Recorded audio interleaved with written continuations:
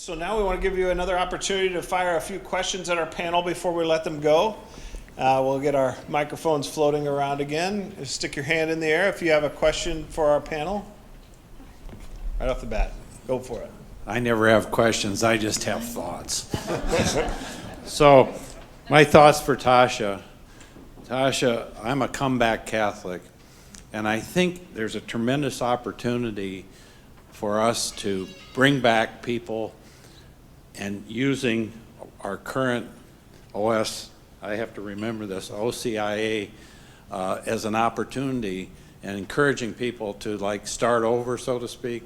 That's what I was able to do as a comeback, is go into RCIA, and I found as an adult that it was quite different than as a young person. So, and then Julia, I'm an old Bob, and I think old Bobs have a tremendous opportunity to help the next generations. And I really liked your comments. I thought they were really good. But I think we have to start as old Bobs in recognizing that these kids are good kids. And I think we have to get out of our society this attitude that all kids are trouble, you know. So I think we as old Bobs can start thinking differently about how these kids are and what they can accomplish. So, and then finally, I guess, Sharon, I don't want to exclude you, but I will. Trevor, I think the opportunity to work with young men beyond the junior high or the high school, but some of these young men who are raising families right now, and if we can encourage them, with old Bobs can encourage them with their experiences and with their encouragement to do the things that they're doing with their kids. I think there's a tremendous opportunity. We just have to be able to listen to them, but also to give them some of our experiences. So that's all. Thank you. I feel like the old Bob ministry was just born in this room. We'll formalize that. Does anybody have any comments that they want to share with that? Okay. Go ahead, Deacon Dan. So, thank you. I just wondered if you had any experience in addressing mixed marriages, the family aspect, and the non-Catholic spouse, because we of course are seeing more mixed marriages, and we wonder if some welcoming and belonging, how many times are we turning them off, the non-Catholic spouse off, and not even realizing it? So Mary Ann is going to speak very specifically to this later on this morning, but I don't know if anybody wants to, or this afternoon, sorry, but if anybody wants to address that? I don't know if I'm on. This is just a personal thing. It's less from my job perspective as it is personal, but we've been experiencing this a lot more personally in our lives.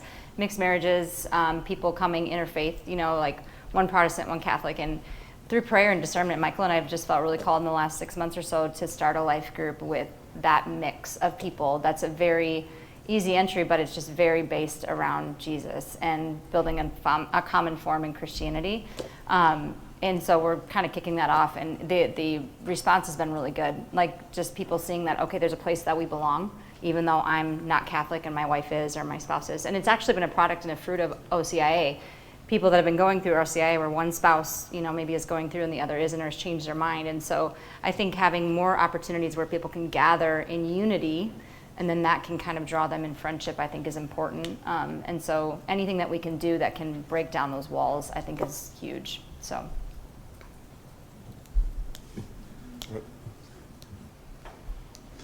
One of the things that, I don't mean to toot Trevor's horn, he doesn't need that, but having the privilege of working with him at All Saints in Keokuk, I've always been impressed with his motto of family faith formation.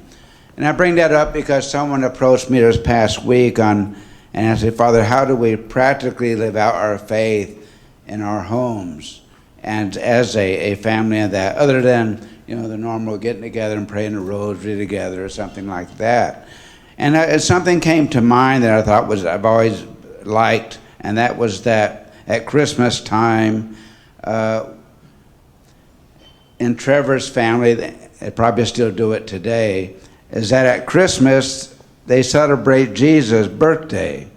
They bake a cake, and they celebrate his birthday, and his children come up with ways in which think of gifts that they might give Jesus on his birthday. And that's something that always impressed me as a practical and simple way of practicing faith formation as a family. And so I just throw that out there. That's just one example.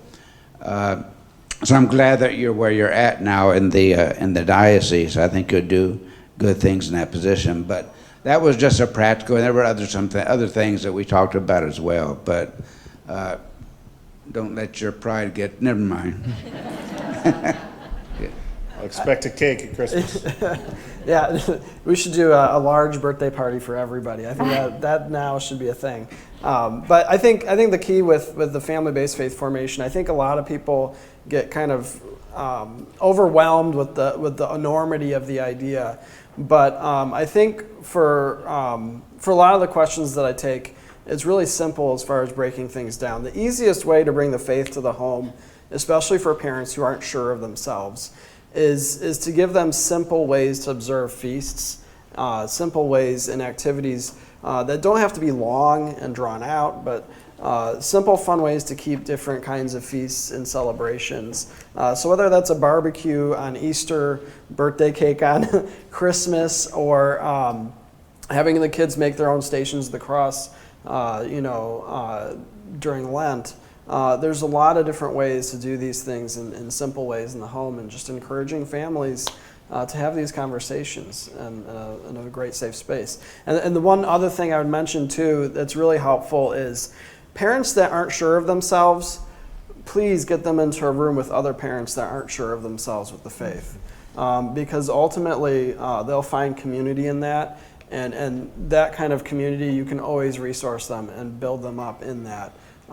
So it's really hard to be a parent when you're not sure of yourself, especially when it comes to the faith and spending time at church. So, yeah. Awesome.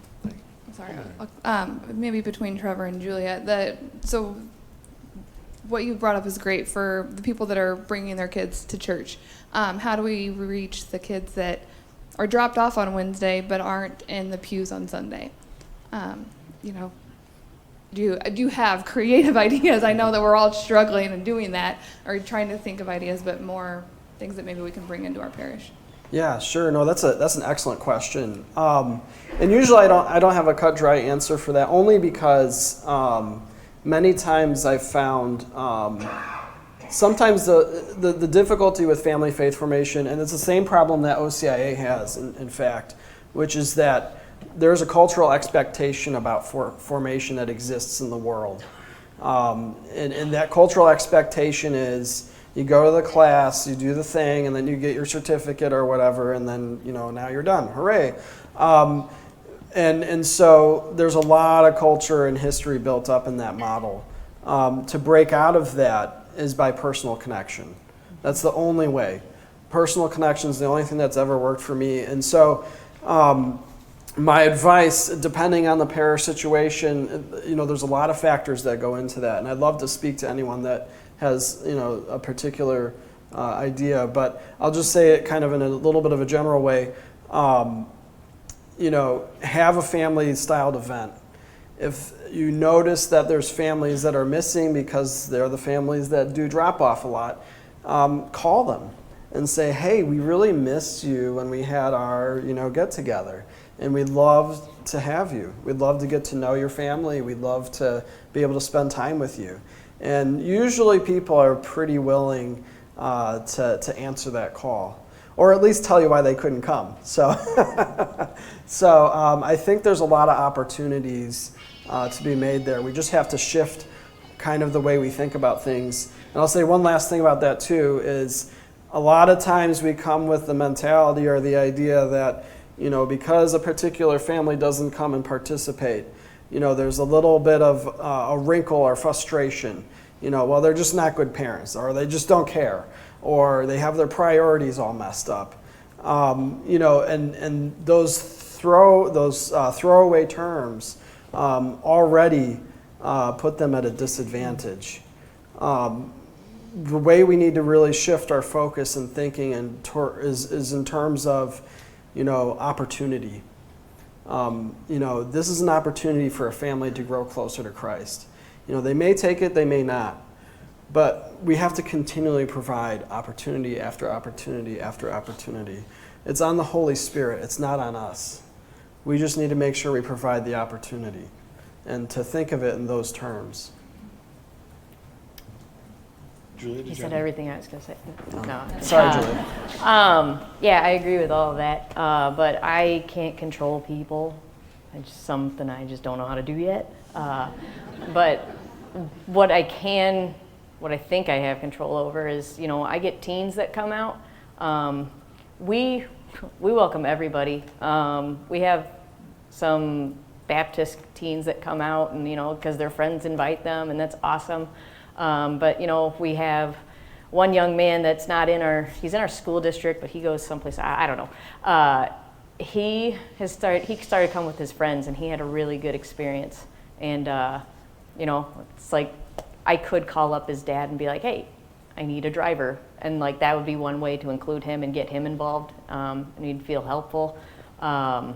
You could ask that kid to read at Mass sometime, and then, the family's going to kind of want to come see that. So, I don't know. There's back doorways, but I think overall, if you present yourself in a genuine way, and that's contagious, and people are attracted to that. And so, just be genuine.